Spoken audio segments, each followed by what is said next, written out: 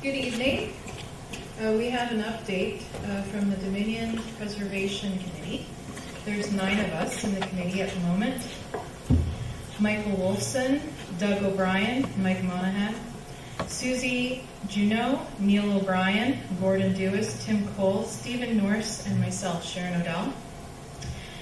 The proposed development of the new Ottawa Hospital on the experimental farm grounds adjacent to the Dominion Observatory puts the future of the observatory at risk.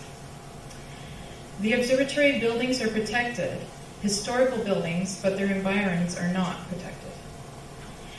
For example, the South Azimuth building is only protected within the footprint of the building. One needs to protect against the encroachment onto the Dominion Observatory grounds. This is to prevent the hospital buildings or parking structures from being built immediately in front of the observatory, and from obstructing the sight lines into the sky. This includes tall buildings and parking lot light fixtures.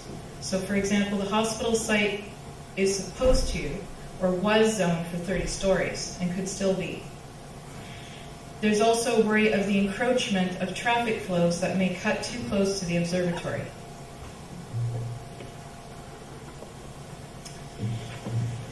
So there is a CEG community engagement group of the TOH, which is to do with the hospital. And they have released their new campus narrative this past December 2019.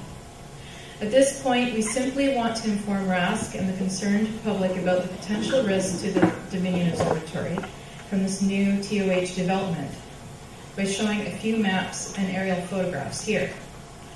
The key idea is to enhance the protection of the heritage and scientific value of everything related to the Dominion Observatory site. Not only the building shells, but also the related scientific instruments, papers, and photos, and the site itself as an integrated whole, including the meridian line.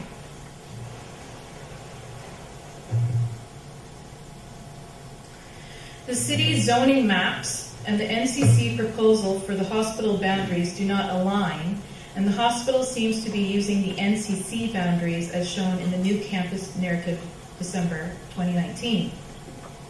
The city's zoning map should be official boundaries, which are more favorable to the observatory.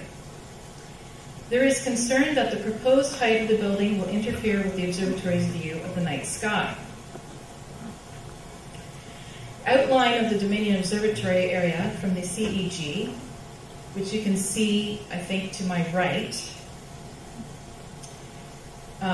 is the land parcel shown here and does not match the zoning registered with the city. The outline matches original proposals submitted to the NCC in 2016. So you can see here on a Google Earth map the context.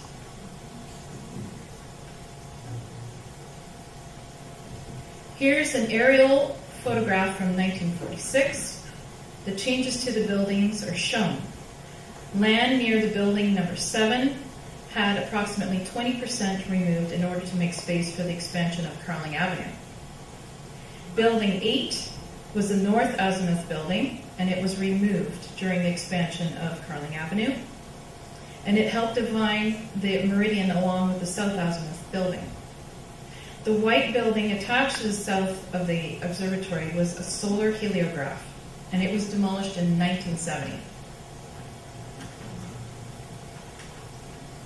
The star-shaped garden in the top left was removed before 1960 and is part of the Astronomer's House landscaping. So you can see the changes that happen over time. This other aerial photograph from 1966 shows the changes to the buildings. 8 and 9 were removed during the 1970s. They measured the continental drift. Building number 3 is the heliograph, removed in 1970 again, and building number 6 was shortened to make room for Carling Avenue's expansion. The meridian line is also seen here in yellow.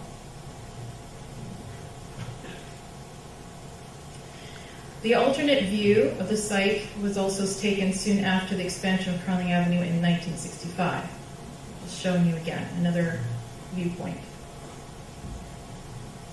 The outline of the Dominion Observatory area in this image is smaller than the official plans. City zoning extends the border towards Winding Way Road and connects to the agricultural buildings across Maple Drive. The concerns about the expansion of Maple Drive for the hospital access route affecting the South Azimuth building is a real concern.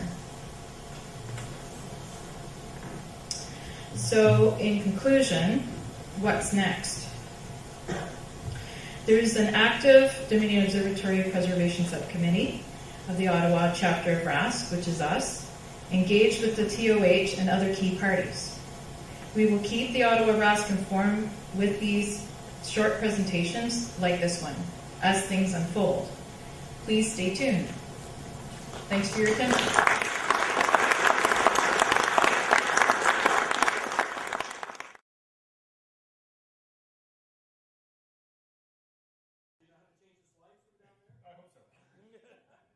So many months ago, my wife and I were approached by some very close friends whether we would join them on a really magical trip to part of the world that we don't know well, being Namibia. And it's a small group, only 14 people. We knew 4 of them, they knew the rest. They'd done tours with the same guide before, and it didn't take long to figure out that this is a really spectacular place to go and visit. So for those who don't know Namibia, we're looking in the southern part of South Africa, just north of South Africa, south of Angola, west of Botswana. And what you really see in this Google Earth image, unlike the main central band of Africa that is green, wet jungle, more what we would associate with visiting animals in Africa, this is in a really dry area. In fact, Namibia is full of second best records. They claim to be the second least populated country in the world after Mongolia, the second darkest skies in the world, the second driest desert in the world after Atacama, and there's many other, I'll mention a few others as we go. And its history, obviously a rich history of indigenous cultures, but for a long time was basically colonized by Germany and then taken over by South Africa and finally gained its own independence. But we were really attracted to the desert atmosphere. So we were there for, what was a 3-week trip, 18 days on the road. And with this map of Namibia, you can see we covered most of the country and all but one of the major features that tourists would want to see. And we drove 4,000 kilometers over 18 days to cover so much of the country. You start at the capital city here of Windhoek, and you have to go there to do flights going in. It's not a place you need to spend very much time. This is the Parliament buildings, and you never know you're in the middle of the second driest desert, but with irrigation you can do anything. But the one thing that caught my attention in Windhoek, knew before going, is they have a spectacular display in a central square downtown of the Gideon meteorite. There were, when this meteorite was collected by current time people, there were 33 pieces, the smallest being 100 kilograms. Not grams, but kilograms. And all 33 were brought and put on public display. 2 have disappeared. There are 2 pedestals without the meteorites. But just a spectacular display of a highly unusual size of meteorites. On our trip, we passed by the world's biggest meteorite, which would make these look like specks of dust. But we didn't have time to detour to actually go to see it, unfortunately. So we spent the whole time in a vehicle like this, traveling the 4,000 kilometers, 14 of us in there, 2 guides, and the 12 of us. And as you leave Windhoek to start on the circuit, this is always mandatory. Stop 1 just south of the capital. You've got to stop and see, claim that you're on the top of the Capricorn. Of course, I annoyed the other people on the trip by telling them the sign may say that, but they're out by 5 kilometers. So.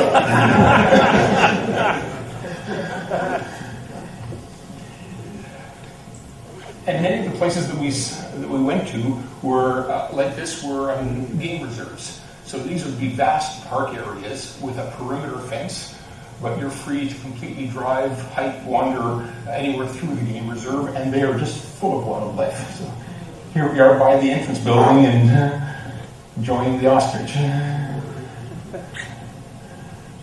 Hiking through the hills here, looking at Vale East. But it's definitely desert countryside, very, very dry. Lovebirds just on a nearby tree. We're not in a special place, you see them everywhere. A very unique bird down there called a weaver bird, for obvious reasons. More about them to come. Cheetahs. And if that's not close enough,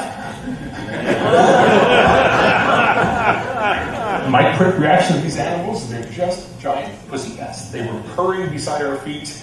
There was a thin wire, chicken wire between us, but big enough for me to put my hands right through with the camera right in his face, and they were cuddly little friendly animals. That's a smile, a yawn, not a But a really dominant feature in southern Namibia is this quiver tree. It's a succulent, very localized in that area, very sculptural, picturesque, photogenic. And one of the things that's unusual about it is that its root system strictly holds it to the ground. Does not bring any nutrients or water. Its only nutrition comes from moisture in the air. But they are just so photogenic, and we spent many evenings, even driving long distances, to get to the right spots for sunset photography around the quiver trees. And we stayed in spectacular hotels. Here's one of them.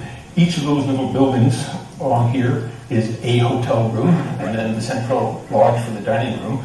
But you can see we're perched on the edge of a cliff. And I said the second best things, this cliff we're on is the edge of the second biggest canyon in the world, second only to the Grand Canyon.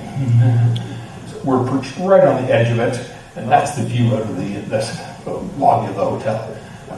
And this goes on for hundreds of kilometers, deep, deep canyon, pure desert. And these are the kinds of the hotel rooms, and everywhere we go, quiver trees.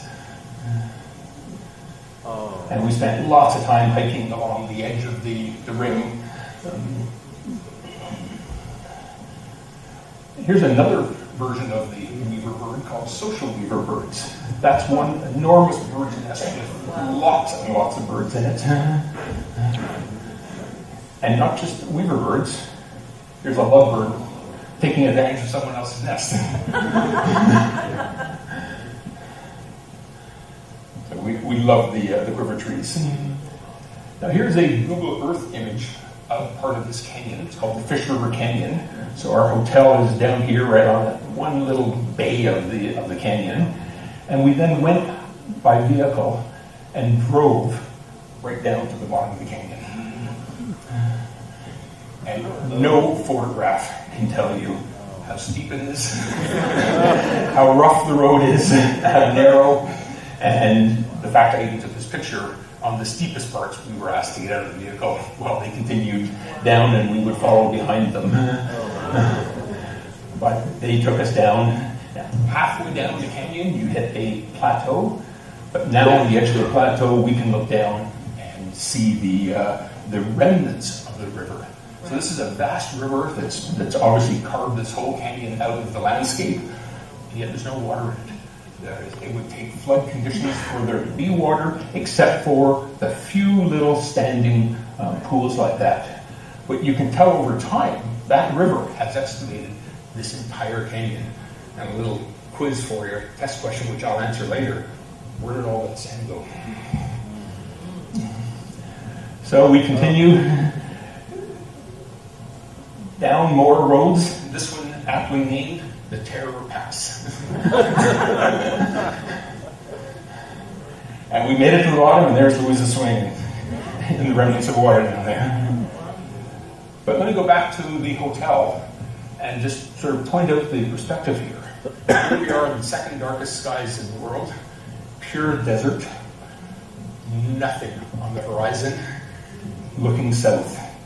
So while the whole idea of this trip had nothing to do with astronomy, there was no way I'm going this far without saying, what can we do for astronomy? So who do I turn to for advice?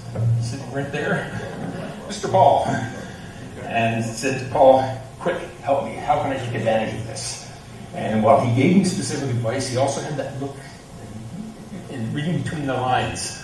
Okay, you don't have any astrophotography experience, you probably have precious little time to get ready for this trip. We've got to use the KISS principle, big time. But here we are, there's Namibia, it is just black. And of course it's the southern skies, it's totally different than what we see from here. So we were already bringing a standard Canon DSLR, and I told Paul I had a major restriction. I can't bring tripods, I can't bring telescopes, tracking gear. We're limited each to one duffel bag for 3 weeks. I can't take gear. So Paul says, then you're going out and you're buying that lens.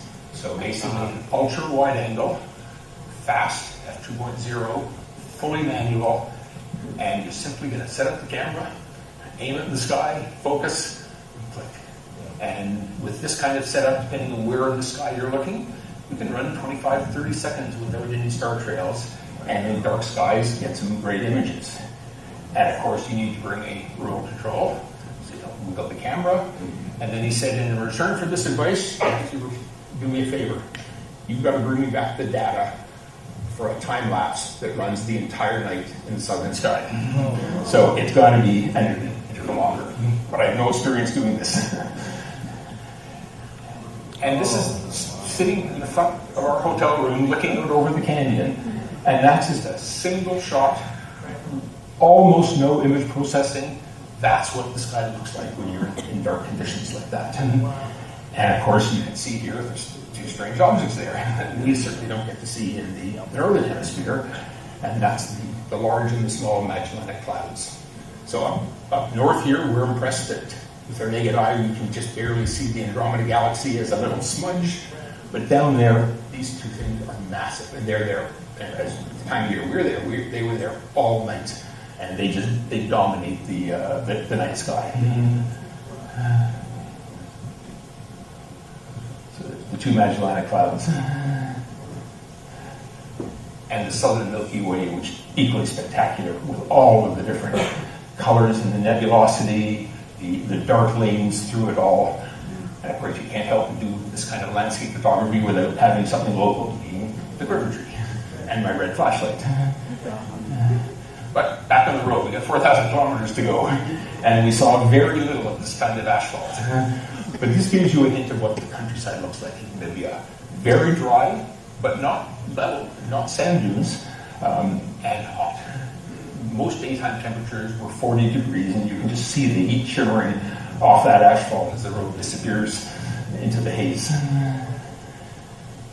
Typical countryside, and here we are passing through a famous cluster of wild horses, fully desert adapted. And anywhere along the road, there's wildlife to see. Just as you're driving by, this is one of the most common animals that we see, either called a gemsbok or an oryx. Just spectacular beauty. Walking beside us, side of the road. This happens to be in the front of our hotel room in one hotel. But we did most of our driving in conditions like this. So again, very dry, very desert-like.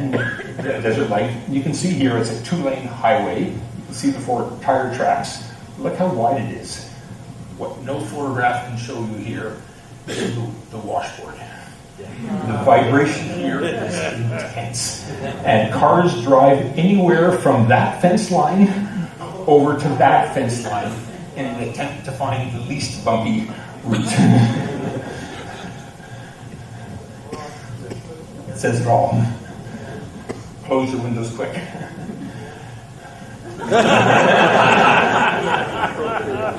What does 1 and 1 equal?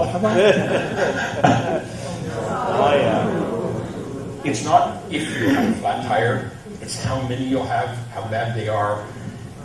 At minimum, you carry 2 spares, and if you have it flat, you get it fixed that night or else. And look carefully, that's not just a flat tire, the rim is destroyed. We had a few of these. But it's worth it for the kind of spectacular places that it brings you to. This is another one of our hotels.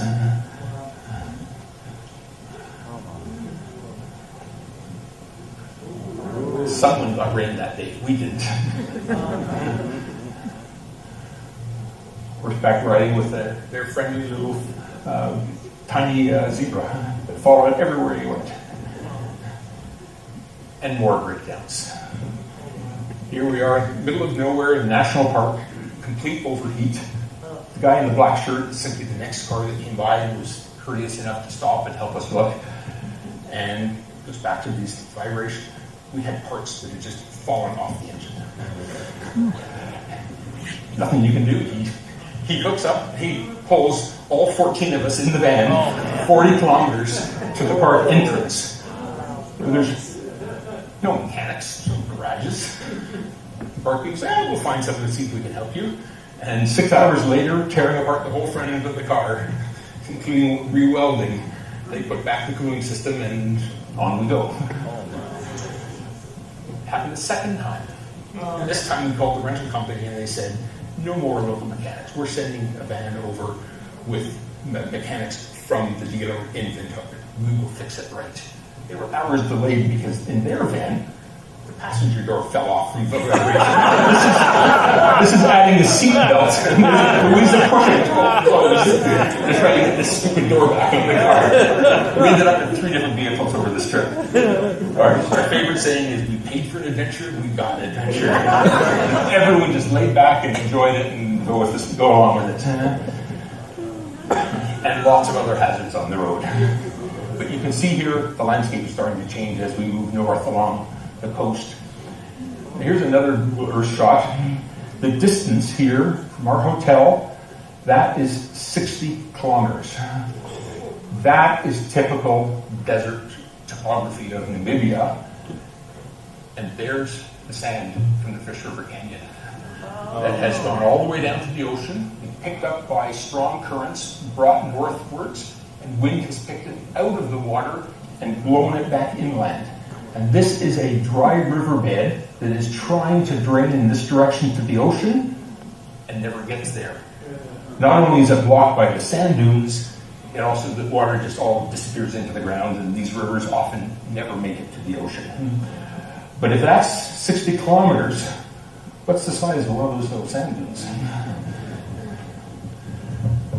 And it's just stunning. We drove for an hour and a half to be there for sunrise to get the beautiful photographic light along these sand dunes.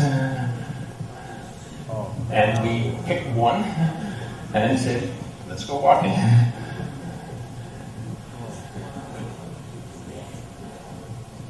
That's just a harsh light. It's not snow or anything. It's the same color sand. And we just start climbing and climbing. There's a view looking down at my feet. So these are the footprints of the person in front of me, 1 foot on either side of that sharp ridge line. And of course you sink way down with each footstep, and you keep on walking as far as you feel like going. We climbed for 45 minutes. Even up here, as dry as you can get, totally desolate, you look down at your feet, and there's a lot of life. And when you have enough, you jump off the edge, and you start walking, and then you start running, and 45 minutes of climbing, and we were 2 minutes to get back to the bottom. There's Louise again. You can see the dry riverbeds. In flash flood conditions, you might see some water in that riverbed. Otherwise, just bone dry. But here we are now with the same sand on the shoreline. So when that sand was picked up by the ocean and then blown in, it's one of the most famous parts of Namibia called the Skeleton Coast. The reason being, the sand underwater is very shallow water that goes out for a long distance. The shoreline is very flat, and the super cold Antarctic water creates huge fog banks. So the Skeleton Coast is named appropriately for its shipwrecks. It's just littered in shipwrecks all up and down the coast. People that got lost in the fog, couldn't find the shore, didn't go far enough offshore. But it's Is that also... a human skeleton?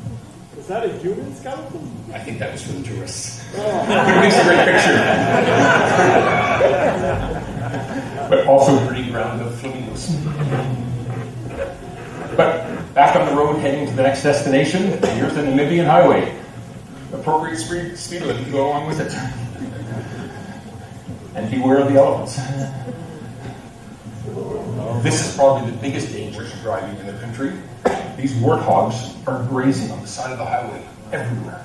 Any one of them can step out and they're a big animal.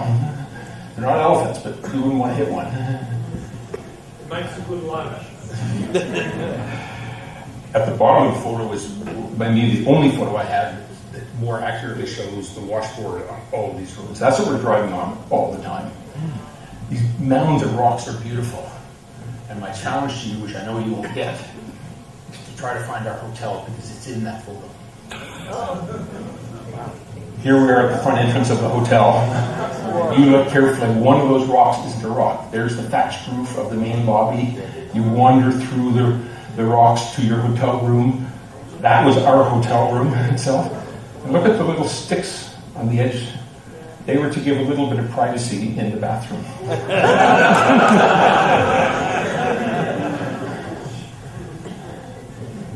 But these mounds made great spots to hike up. And that's where I did a lot of my astrophotography. So here we are in the front of our hotel room, just looking up at the Magellanic Clouds again and the Great Southern Milky Way. Or standing on top of the rock outcrop, the view to the north. This shot, Paul keeps reacting to because it drives him crazy. What's wrong with this photo?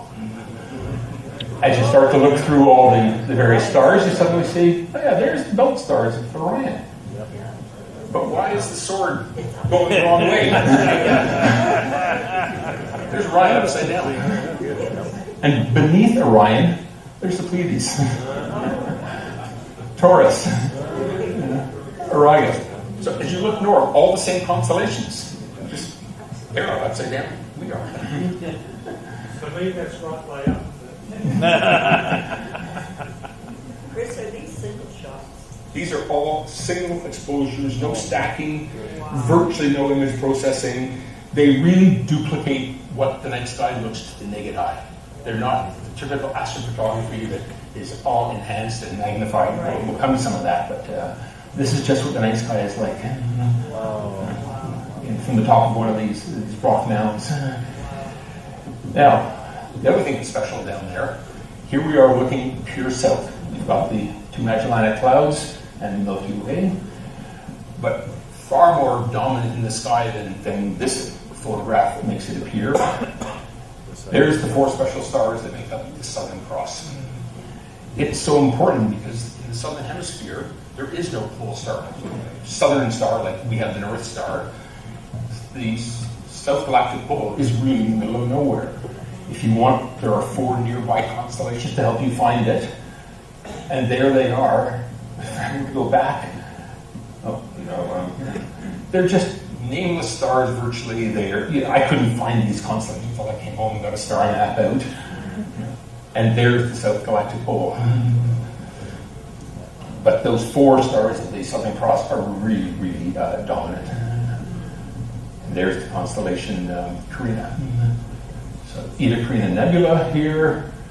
You can see even naked eye the coal sack, the dark lanes in the Milky Way, and some of the constellations. Managed to get an airplane. Managed to get a meteor.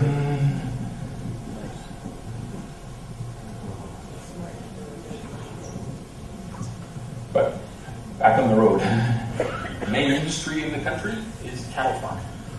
Even in desert conditions, as long as you drill a well, provide water to the animals, they graze in the desert and thrive. Here we are visiting a group of desert-adapted elephants. They behave very differently than normal elephants.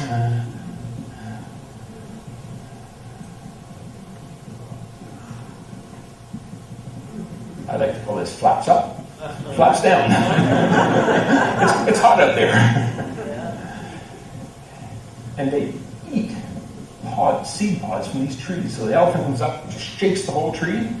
They all fall down and eats the seed pods, goes around, shakes it again. The difference between a desert-adapted elephant and a regular one, they don't kill the tree. They can't regrow. A regular elephant elsewhere in Namibia would just break the tree down and eat everything. Here, they learn they can't afford to do that and survive. On our drive, we're now heading up to the top and the most famous place in Namibia called the Etosha Pan Major National Park. The Etosha Pan is this zone up here. It's an enormous salt pan, dead flat. Nothing survives, nothing lives there. No reason, there's no wildlife around them, but there's something about the geology of a salt pan that naturally results in these watering holes on the perimeter. So in the area with no life surrounding them is the maximum wildlife in the area. And I'm just going to fly by lots of photography from up in that pan, but you get a watering hole, it attracts the animals.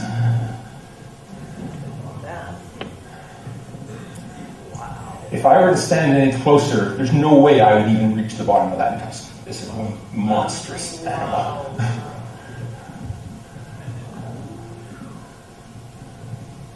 Giraffes are just commonplace. We saw so many giraffes.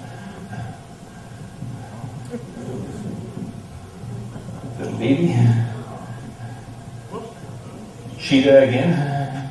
So they didn't bother me. The caracal. That is the deadly animal of Namibia. You don't want to find one of those. A leopard. The difference between a leopard and a cheetah is the black tear coming out of the eye. By the time you see the difference, this is one of the only shots in here.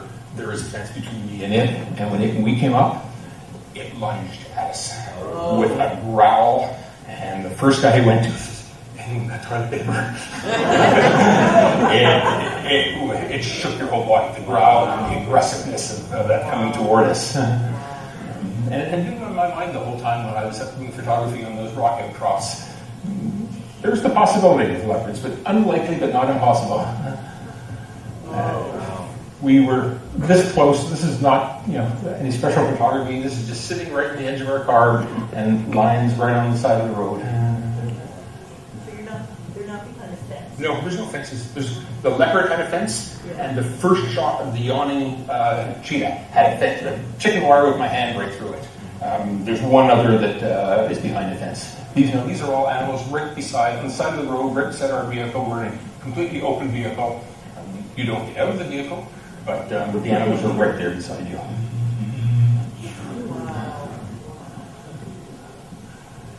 Here's a female lion actually on the hunt. The deer that it's going for is right behind us, and all these other animals staring and watching. There's a lion around, every animal's on high alert, and this red hartebeest is actually quite aggressively trying to push the lion away from everyone else. But it came right up beside us on its hunt, and it then went for the lunge, just out of sight. We didn't see what happened. Didn't hear any screams, but very rare black rhinos, and equally rare white rhinos. The color's identical, but they're fundamentally different animals, and there's only a few hundred in this park in Alberta, Namibia, and they're extremely endangered anywhere in the world. Lots of in the deer family. Coos. There's a springbok, impala. Dick. Total size of that animal, be about that high. It's a little doll. That's full grown. Spotted hyena. Ugly brown hyena. There's a black striped jackal feeding on termites. On the trip, I suppose they're called warthogs, but there's Pumbaa. This is probably the springbok, probably the most heavily populated animals, but tons of zebras.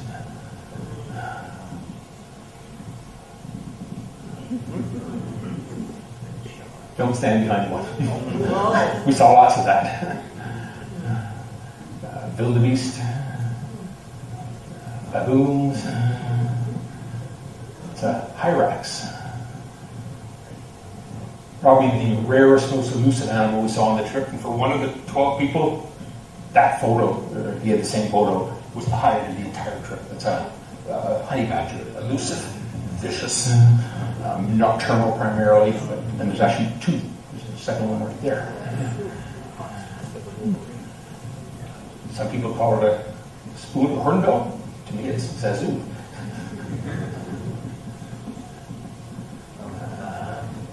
Scarlet shrike. Fish-eating eagles. That's the world's largest flying bird, a corybuster. There are local crows, and some fresh meat. And once only on the trip in a game reserve, we were permitted to get out of the vehicle and stand right amongst the white rhinos. In fact, getting that close to this little baby. And coming to an end, as I said in my astrophotography, my main goal was to capture the broad landscape and the feel of the night sky. But in return, Paul then took my images and he started applying his expertise to the processing. And here's one of those same images that I've shown you already, where he's zoomed in on with me and done a great job of processing this to bring out so much more detail of the southern Milky Way and the two Magellanic Clouds. That's a future goal for me in photography. And remember my promise to Paul? Here's 850 images running from midnight till 5 in the morning of the sun and sky, always having the Magellanic Clouds rotating through as the night progresses. Now the Milky Way rising. Any moment here we're going to get the Southern Cross.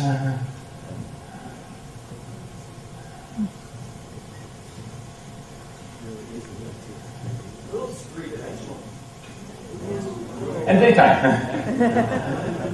That's my real lasting memory of Namibia. So thank you.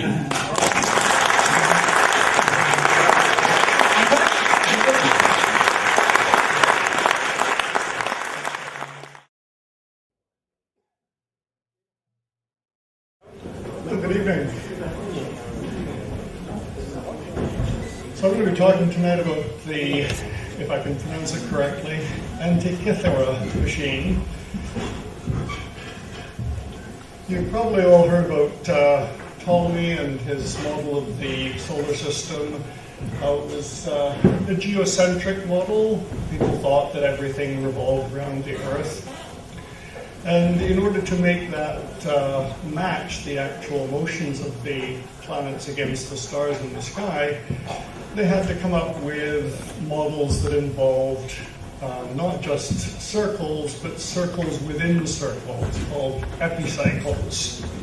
And it became a very complicated model, but the interesting thing about it was that it was actually very accurate. And I've heard that modern planetariums, when they're doing a projection of the planet motions on the sky, it actually works out that it's easier to do that using a geocentric model. So it's not really something that we can say is wrong. It's just a different way of looking at the planetary motions. Now, Copernicus, as you probably also have heard, came up with a different idea for representing the planetary motions, a heliocentric model in which the planets revolve around the sun rather than the Earth. Now, this certainly had a lot of advantages in terms of simplifying the motions, but unfortunately, Copernicus was still married to the idea of perfect circles, perfection in heaven, and all this kind of thing. And so it wasn't any better, it wasn't any more accurate in showing the motions of the planets in the sky against reality. And he actually came up with some epicycles and some other complications of the model to try and make it all match the real motions. So many people rejected Copernicus's ideas at first because it really didn't seem to be any better model of the solar system.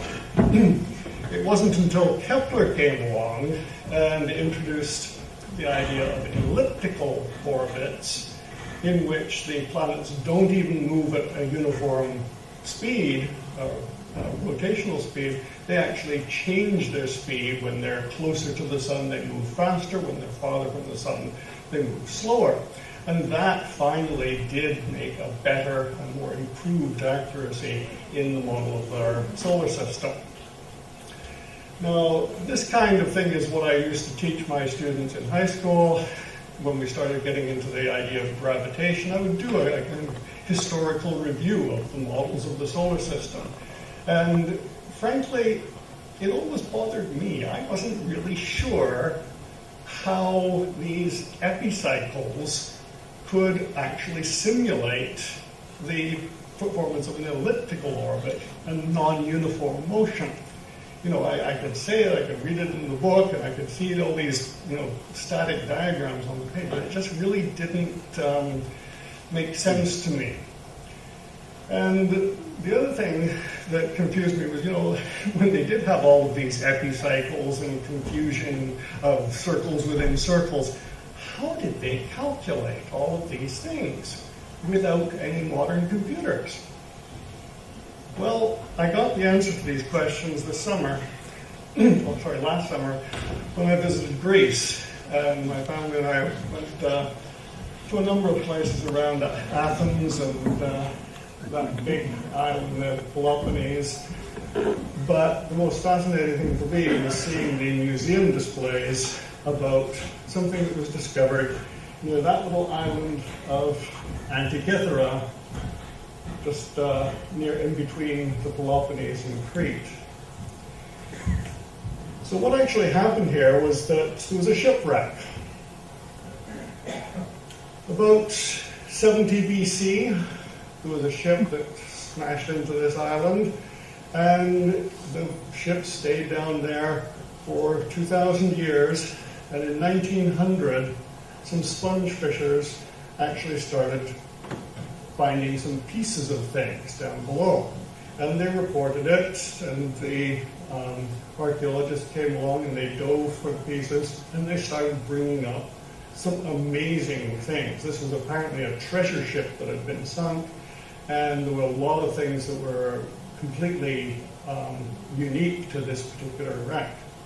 And amongst the salvage were these little pieces. They're about the size of the palm of my hand. They're not very big. They were heavily corroded, but they seem to show some very, very interesting markings on them, and some wheels. And it was obviously something different that hadn't been found in these kind of shipwrecks before. But the archaeologists were rather puzzled by it, and because it was so heavily corroded, it wasn't for another 50 years before it was finally cleaned up enough to actually figure out what was going on.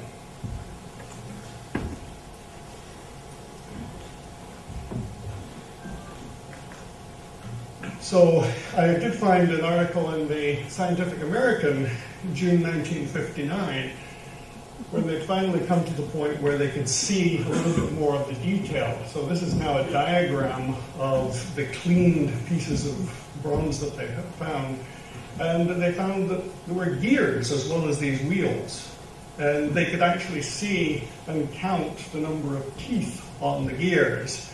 And it started to become obvious that this had been a computer, a mechanical computer for calculating these cycles and epicycles and it could be used to actually predict the positions of the moon around the Earth and the other planets in the solar system, and predict where they were going to appear in the sky at different calendar dates.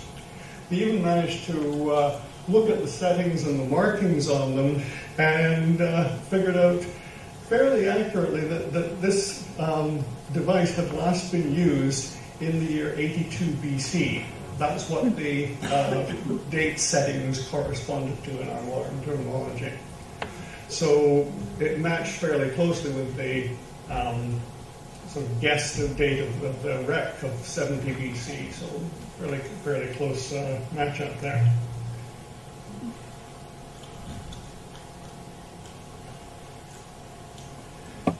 Now they could look at the cleaned up pieces, and they could figure out some of the gear ratios that were going on here.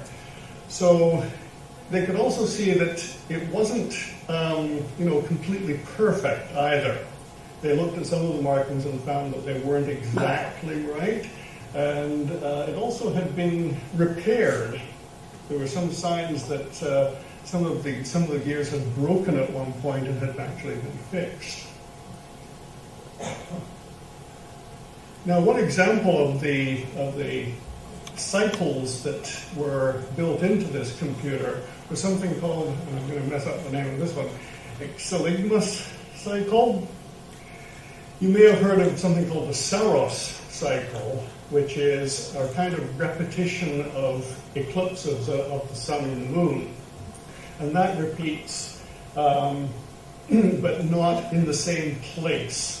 So after one Saros cycle, there's a repetition of eclipses, but the eclipses don't occur in the same geographical location. They're actually shifted by about 120 degrees of longitude. The Xyligmus cycle is 3 times the Saros in length, and that is the cycle that comes around and makes the eclipse happen at the same geographical location, almost exactly. And that cycle takes exactly 19,756 days. Not exactly. To our best knowledge right now, it's 19,755.96, which means the geographic location would be, again, shifted a little bit, but very, very close. And by looking at the gears in this machine, they actually found out that they had put in a gear ratio that matched this cycle with this kind of precision.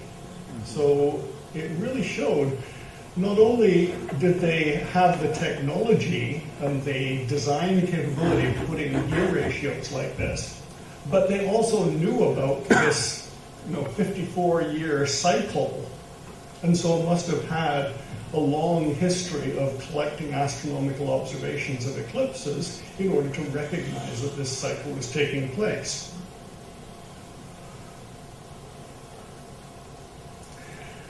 Now, in our current century, we've actually managed to come up with better ways of examining these heavily corroded pieces of bronze and using CT scans, which is a kind of an X-ray from different directions where they can actually look at layers throughout the machine and see different pieces of the gears, which are all kind of smushed on top of each other. They can separate them out and again count the teeth, look at the gear connections and so on.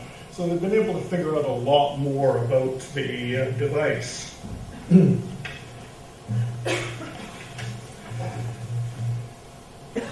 So now we can actually build reproductions of the device, and many people have done this and have learned a lot in that process of recreating the gear mechanisms and so on. I was quite amazed. I'm a Lego fan, and I was really impressed by the people who actually built one of these machines out of Lego. A lot of stuff online available about this if you're interested in it. I've also written an article for Astronauts, and so you can find the links to various websites in there. One of them is the actual research site that's still ongoing, and they have a video, this is just one frame out of the video, showing the layers through the device as they can reconstruct it using these CT scans. So you can see now some of the actual gears here and how they're meshing together, and gears on top of other gears so that one is interacting here, but the other one is interacting with a secondary one, and so on.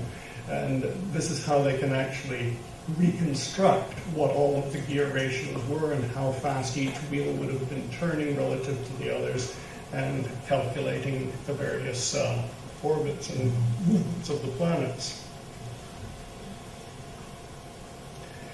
So it is getting really, really complicated.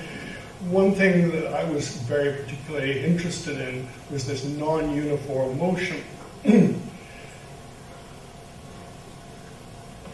So let's just look at the lunar motion, the moon going around the Earth. It's in an orbit, fairly close to circular, but not exactly circular.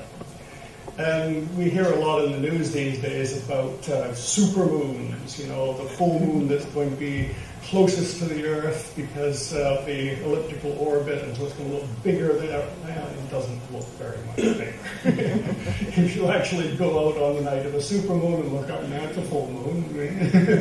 You go out on a night when it's not a supermoon, it's a full moon, it looks just about the same.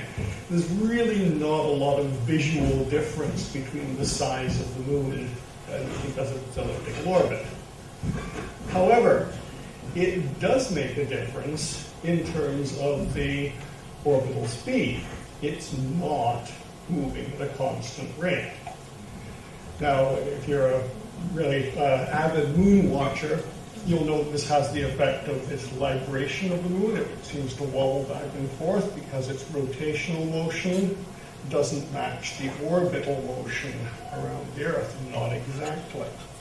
So these things were easily observable by the ancient Greeks. They knew that the moon was not orbiting the Earth at a constant speed, and this machine had to simulate that.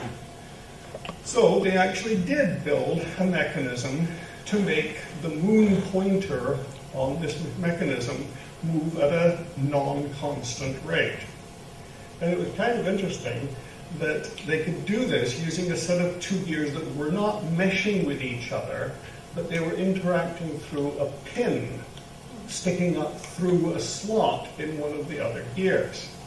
And so it was not pushing it around at a constant rate, it was pushing it around sometimes at a big radius, slower, and sometimes at a small radius, and faster.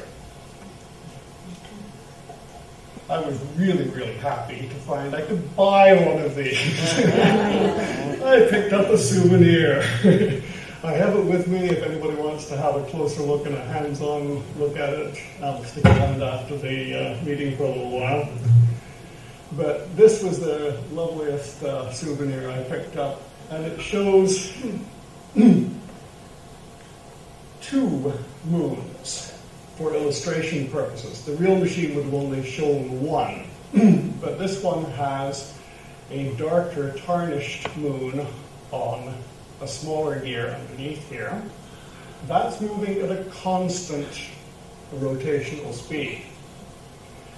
But it's interacting with a small gear here, which has a pin into a slot in the larger gear. So as I was saying, it pushes it slower when it's out at a big radius and faster when it's in a smaller radius.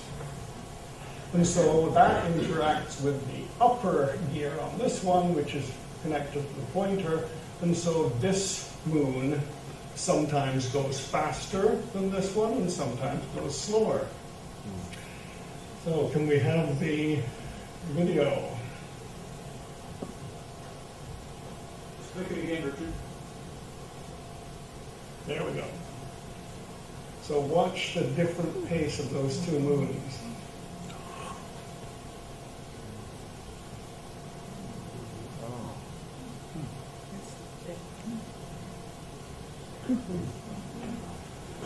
So I've been spending many hours looking at this thing and playing around with it and trying to figure out exactly how it works. And it's a really very tricky little bit of mechanics down here in this corner, because you've got a gear rotating on a disc with a pin on the gear.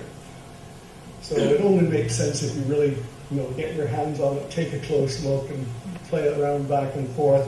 I did put this video as a YouTube video now, so I put the link to my article in the Astronauts if you want to look at it that way as well. What this little souvenir model doesn't show is that there is yet another effect that takes place. The elliptical orbit of the moon doesn't stay in the same place all the time. It precesses. It's actually pulled and shifted around so that the time of the fastest speed and the slowest speed, the apogee and the perigee, don't happen exactly at the same interval all the time. The Greeks knew about this too, and they built it into their model. So this is just a photograph from the museum showing one of the reconstructed models. That is the portion that I bought as the souvenir, but it's all sitting on this big rotating platform, which moves very slowly and shifts the position of the perigee and apogee to match the reality.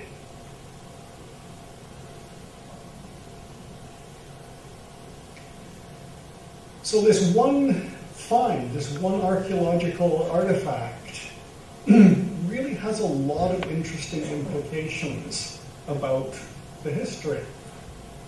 As I say, they must have had an enormous collection of astronomical observations and records in order to work out all of these cycles and know exactly what the number of days between a repeat would be, so that they could build it into this machine. They must have had some pretty good math and geometry and understanding of gear ratios to translate those calculations into a mechanical calculator. And they must have had a pretty intensive infrastructure of people making bronze, working with bronze, making gears, making the tools that are necessary to work the bronze. And this is something that comes out in some of the modern recreations of this. You can do it easily using modern equipment, but how did they do it using the equipment that was available at the time? And people have actually tried to recreate all of this, and it's very, very complicated.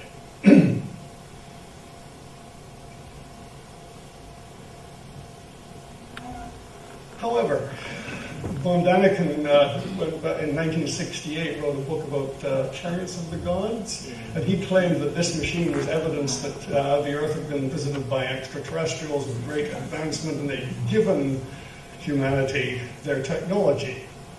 No. There's really not that much evidence of an extraordinarily high technology. There's mistakes in there. It's obviously the work of humans. For one thing, all of the gears had triangular teeth.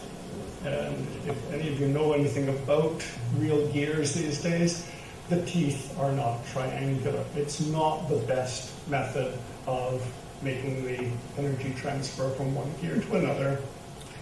It causes some play, some errors in the motion, and it causes friction and breakage in some cases. So it's really not the best kind of thing. In fact, one person had worked out that the meshing errors in the gears would create errors in the eventual output that would be greater than some of the calculations that had gone into the gear ratios. So although it was a fascinating device and could do an awful lot of stuff, it had its bugs. The markings on the scales had obviously been done by hand. And again, if you look at them very closely and compare them with an accurate scale, there are errors up to about 0.4 of a degree, which is pretty good, but still it's not as good as the astronomical records they had. And the bronze was not the best material. It was brittle. It did resist corrosion to some extent, but over 2,000 years, not enough. But it was so brittle that some of the pieces had actually had to be patched after the fact. And there's evidence in the CT scans that some of the pieces had been patched. So that also means it had been in, active use. It was being used, it was used enough that it got broken, and then somebody had to go in and understand it well enough to fix it as well. So what happened to all of that? Unfortunately, cans. And we heard about this in many of the museums as well. They were lamenting the fact that they knew that there had been bronze artifacts, statues in particular, and they were no longer around. They only had copies, reproductions in stone.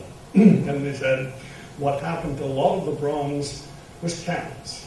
It was a valuable material, it made very strong cannons, and the war effort always took precedence over everything else. So probably there were other machines like this and they got melted down. The bronze also corrodes. Again, many of the museum displays showed artifacts that obviously had bronze things on them, and it was all just a green smudge. But what happened to the knowledge? How come we didn't make progress from there? Well, unfortunately, again, wars, religion, people not wanting to have documents that contradicted their current beliefs, books got burnt, devices were destroyed, art was destroyed. And a lot of it just was no longer available. Now, as astronomers, you've probably seen some of the results of the one place that didn't have so much of the Dark Ages, and that's the Arabic world. A lot of the astronomical knowledge got passed on into the Middle East, and the astronomers in that area added a lot more information, and a lot of our star names are in Arabic. Some of the complicated mechanisms and the technology of clockmaking was also passed on into the Middle East. For example, this is an Arabic copy of Archimedes' book about the construction of water clocks. And there is some evidence of various clocks of different kinds being built throughout the Middle East during the period where in Europe nobody was building anything like this at all.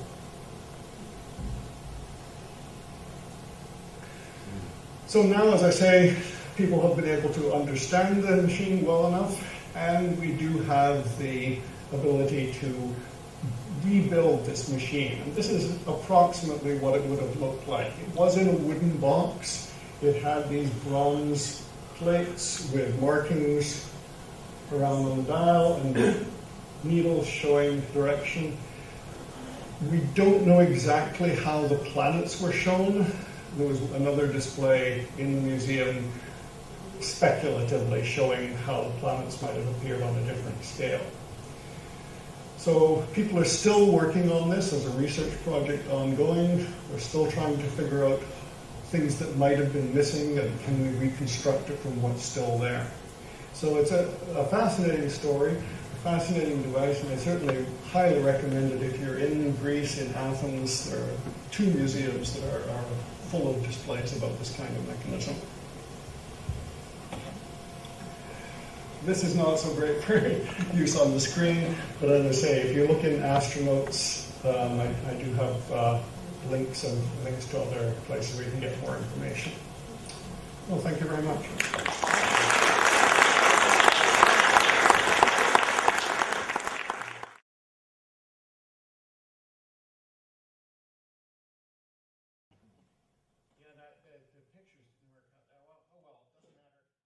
So I'll talk about the equipment we use quite quickly. This is a 1.8 meter dish that is our main dish for the 21 centimeter instrumentation. You can't see it here, but there's a circular waveguide feed horn, some amplifiers, filters, and then about 70 meters of cable that connects it to the laboratory. And in the lab, we have the receiver here. It's 2 channels.